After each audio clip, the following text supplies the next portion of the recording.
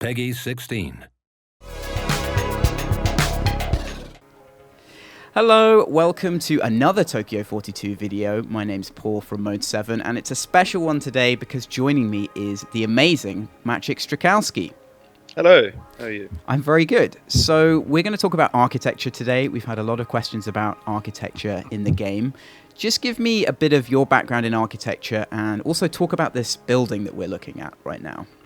Well, this is kind of like probably the more nerdy building in the game, and it's a funny place to start because it's probably the most sort of boring, but most interesting for the architecture people.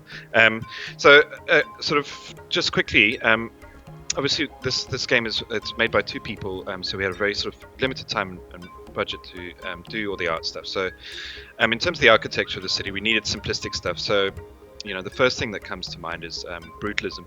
And Japan has a long tradition of brutalism, but in the 60s and 70s it had this there was this movement called metabolism, and it's one of the sort of iconic Tokyo movements where I don't know if you've probably seen them, but it generated these buildings like the capsule hotels, which are these hotels made of tiny sort of one-bedroom apartments.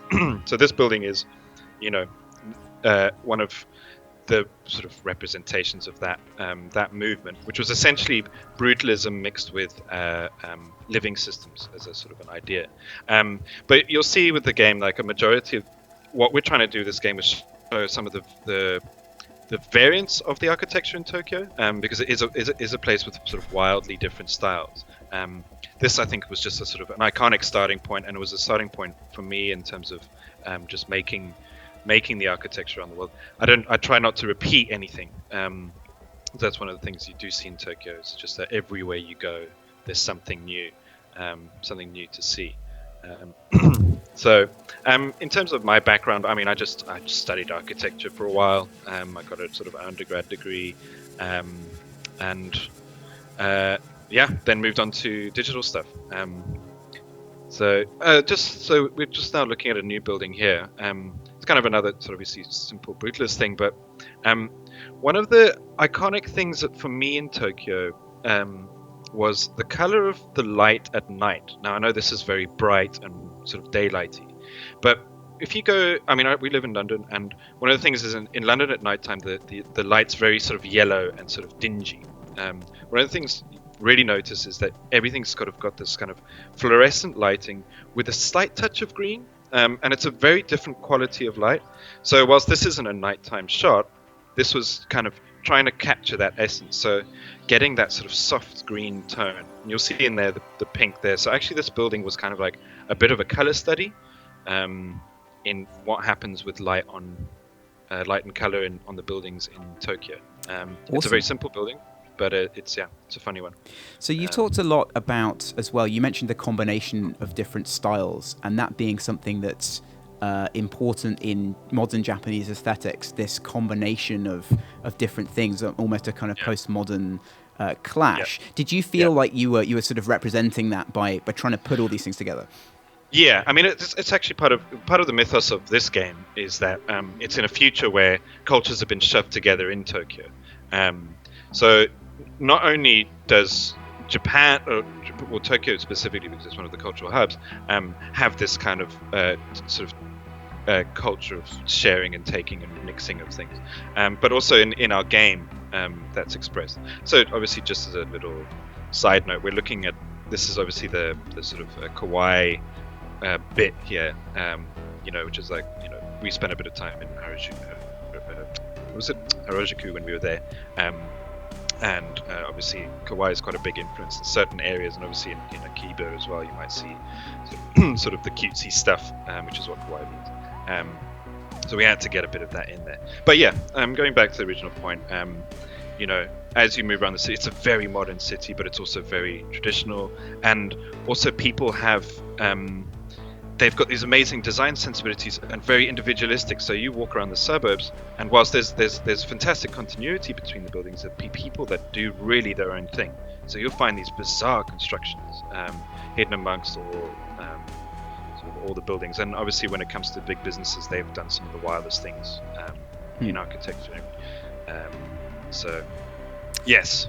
Yes. So I think one of the concerns you mentioned was also the functional nature of the architecture in the game. So metabolism, I guess, comprising often like a lot of small units and Yeah. sort of things that have individual functions. How did you reconcile your desire to do all of this kind of very ambitious aesthetic stuff with, the gameplay practicality? Well, there's two sides of it. There's the gameplay, and then there's also the viability of just being able to do it.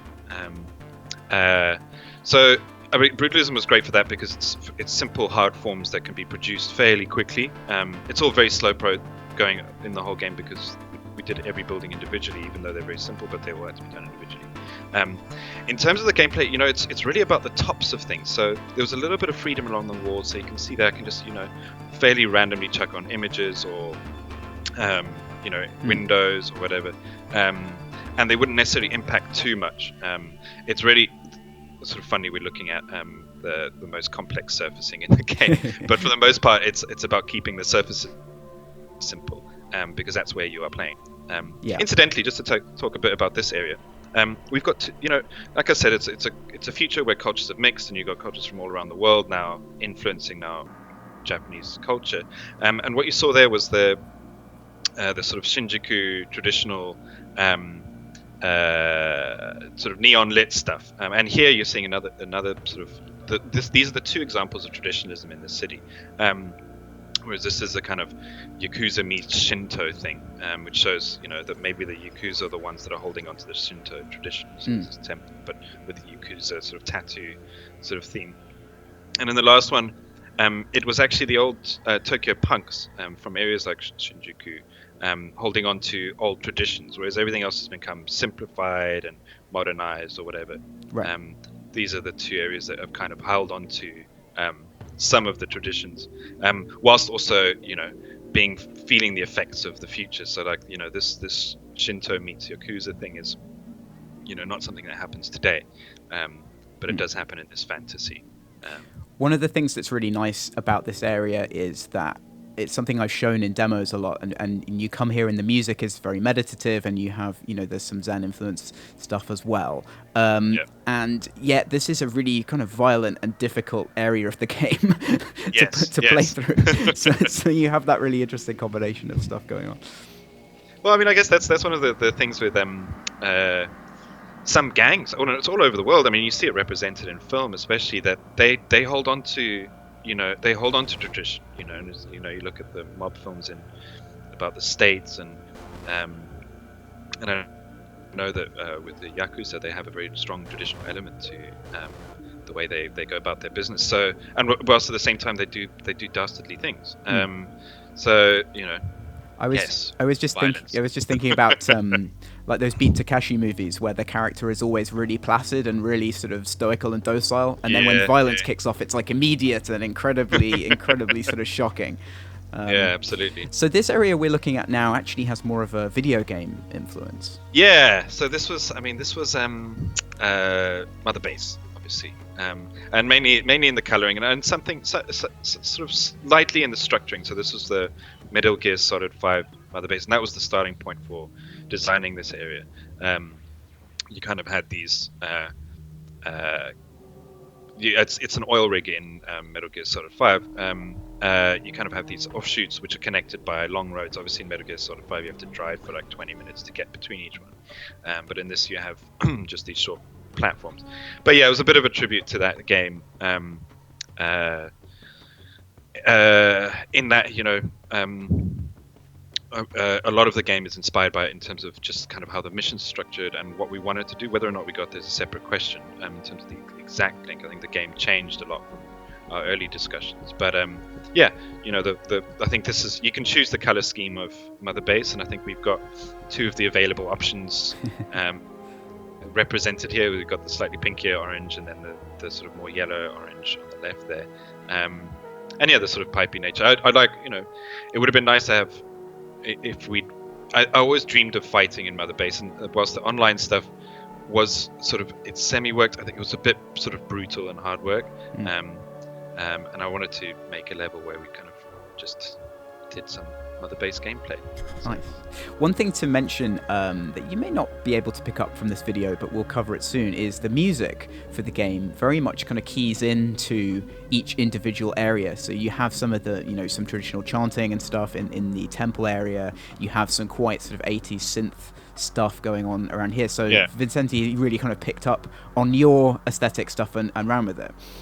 Yeah, I mean, I think quite nicely he kind of had he often had his own take on what these things were. So you get a nice mix of influences in there, without it being like overly sort of structured.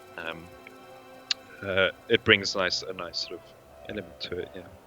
Awesome. Maciek, thank you very much for joining me. I'm sure we'll have more from you very soon. Thank you very much.